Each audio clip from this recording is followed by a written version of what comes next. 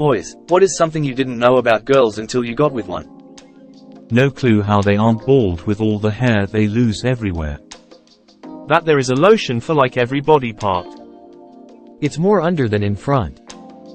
Not me, but I saw a post once where a guy was super confused about the rocks in his GFS shower, and had come to ask what they are and where he could find them to put in his shower so she would feel comfortable, in a put a stick and leaf in a jar for a frog vibe. He thought you'd just find them had pumice. For those wondering, pumice stones are the bubbly looking rocks that you can use to exfoliate the bottoms of your feet with. They are made when lava hardens super quick. Also, they are so filled with holes that they can float in water. Their pockets are fake. That they plan when they're going to shower their hair and when not to. That they pay to get their acrylic nails. Their vaginal discharge can bleach underwear. Their hands are awfully cold, they'll the heat right out of you when you're cuddling, and they shower with water at the temperature of molten. The amount of hair everywhere is ridiculous. How soft their skin feels. Hair ties, everywhere. That endometriosis is a lot worse than whatever they describe in textbooks. How expensive bras are. Growing up I assumed they were like underwear, for a 4-pack at Target. An earring or necklace always gets left behind. Right now I have a single earring on my bedroom nightstand, a woman's scarf on the table by the front door, and a necklace on a piece of furniture in the living room. And I don't even have a girlfriend. That towel wrapped on their head actually contains hair. Don't yank it. Eyelash curlers exist. I'd grown up with sisters but never saw them use one, but my GF at the time pulled one out as we were looking to go out. I was perplexed and horrified. I've never loaded a dishwasher correctly a single day in my life. That hair washing is something that needs planning for and has consequences if missed or overdone. Also, certain kinds of underwear suit certain types of. Be clear on the underwear, I meant some sets of knickers are for particular outfits. My ex had thongs purely for nice dresses so it wouldn't show. I didn't know that birth control had so many, often prevalent, side effects. They didn't get in by driving your fingers into them. Man, was I surprised that you just need to gently rub it like a genie bottle. Also, Janet, I'm sorry about trying to dig my way to China via you're in high school. That a 5 feet tall, 100 pounds woman is capable of taking up an entire king-sized bed. How bad period cramps can get. Watching someone who I knew to be a strong person mentally, get reduced to basically just crying on the couch for days. That was I. Hey, this comment is getting a lot of traction, so it's worth mentioning as a sorta PSA. I've been with 2 women who had cramps that bad. And both of them it basically got resolved when they got an IUD. Not completely fixed, but like 10% as bad as it was. Worth checking out, if you deal with that kind of too. They shower in Discharge. It's normal. It's natural. But in the beginning I thought she had a problem with bladder control. Those aren't stains. The is right there peeking out at you from under its little hood. It not tucked up under her spleen or hidden behind it. I thought that for menstrual pads, the sticky sides were to stick to the body to stay attached, rather than on the underwear.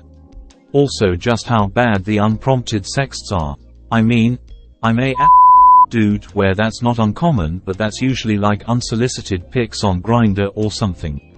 My girlfriends will randomly get super aggressive texts from like, the realtor who showed him open rental properties last year, or a guy in her lab class she's literally never spoken to, and like frequently. The amount of hair just everywhere. That they are absolute at retaining heat and will attempt to steal yours at all costs. They also like your body's natural scent, aka musk. Heat vampires. They the heat out of you in bed. How young girls are when they start being sexually harassed. They share way more details with their friends than we do. They are soft and smooth as, like it feels nice to hold them or cuddle them. Oh, and the shampoos and body lotions they use smells nice. That finding the is not, as I had been led to believe by pop culture jokes, an impossible adventure requiring endless amounts of cunning, fortitude, and a Sherpa guide. Like, it's literally right there. It's impossible to not find. I have no idea what that joke is about. It's way lower down than you think. Hair everywhere, even in yo underwear, lol, rolling on the floor laughing. They're just as disgusting as men, they're just prettier and more sly about it. Those mini hair clip things that look like paper clips, they are not just a fashion accessory but a territorial marker. See how many you find around the house after your girl stays for a night or two. Tears of joy. I was pretty surprised by the fact that most girls sleep hanging upside down from the rafters and can't be fed after midnight. There's a second hole they from. That vaginas have a smell. Not in a bad way. And in hindsight makes sense, it's a body part with internal fluids. Just didn't think about it until I got with a girl. They use an absurd amount of toilet paper. Not hating, but I wasn't prepared for those of you plugging bidets. Please link your recommendations with your comments.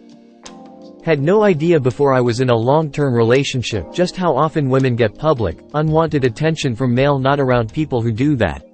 That I know of, and it's never occurred to me to do something like that. So anytime I heard about that kind of thing or saw it depicted in media, I thought of it as an outlier or an old trope.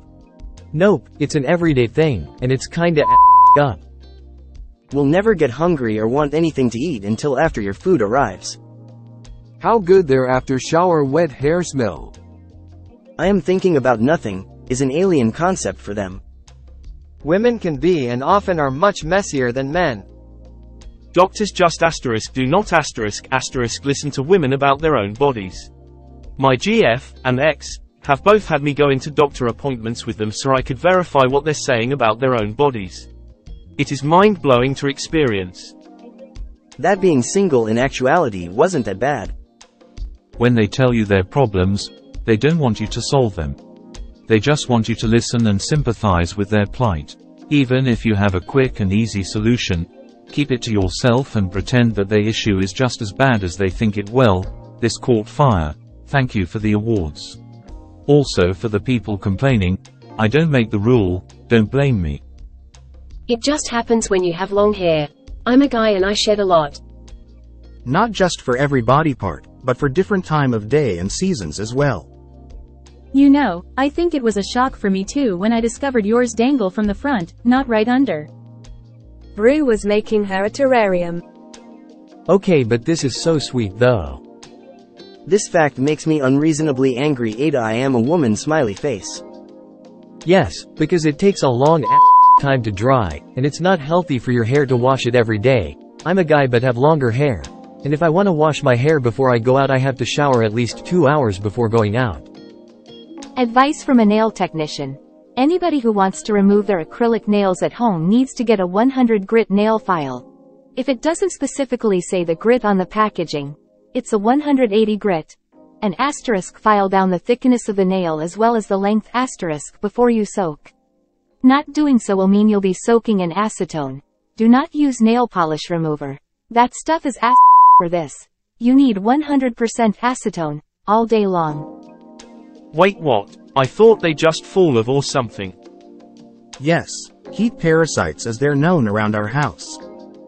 Did you know that the skin of women has the collagen fibers vertical instead of going crisscross? This makes women's skin more elastic and makes it less problematic after getting that pregnant belly. You can see the difference when people gain weight. A man can get like a round, drum skin belly while women get a bit more sag to where region they gain.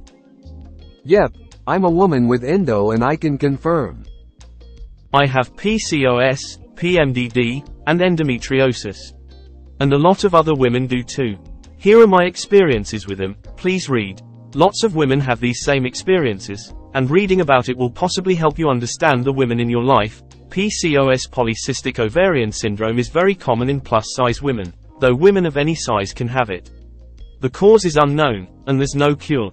PCOS is a disease wherein cysts begin to grow on ovaries, which cause hormonal issues. It can cause periods to stop, weight gain and an increased difficulty in losing weight, excessive body hair including the face, hair thinning and loss, clitoral growth, dark patches of skin in armpits and the back of the neck, and infertility. PCOS is for life. You can take hormonal birth control to limit the effects, but the body hair and the hair loss doesn't stop. PMDD, premenstrual dysphoric disorder, is the worst thing I have ever experienced in my life. It's worse than the pain from endometriosis or the side effects of PCOS.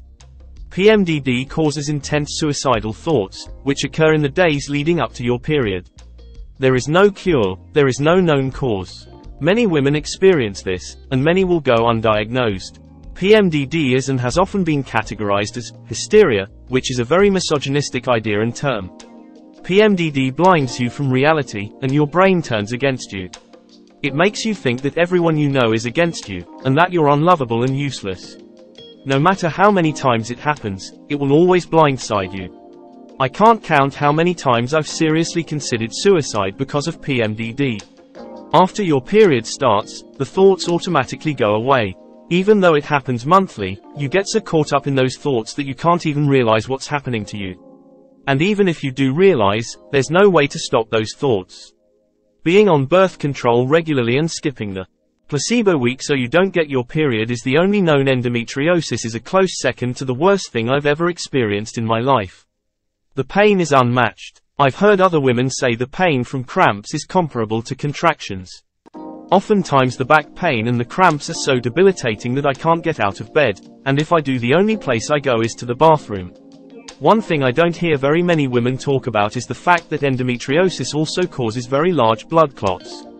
Those cramps we feel is our uterine lining being torn apart inside of us, and women with endometriosis have to push giant blood clots out like giving birth.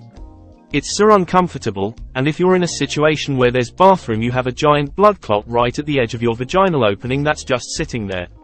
Or worse, it comes out, and now you've got a gigantic blood clot on your pad and blood all over the place.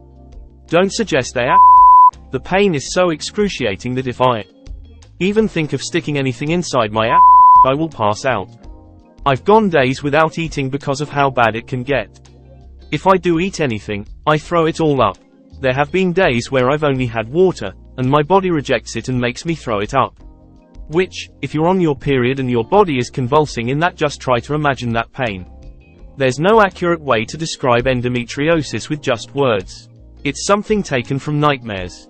Just imagine a knife inside of you, twisting and tearing one of your organs apart, and this happens monthly for 5 to 10 days.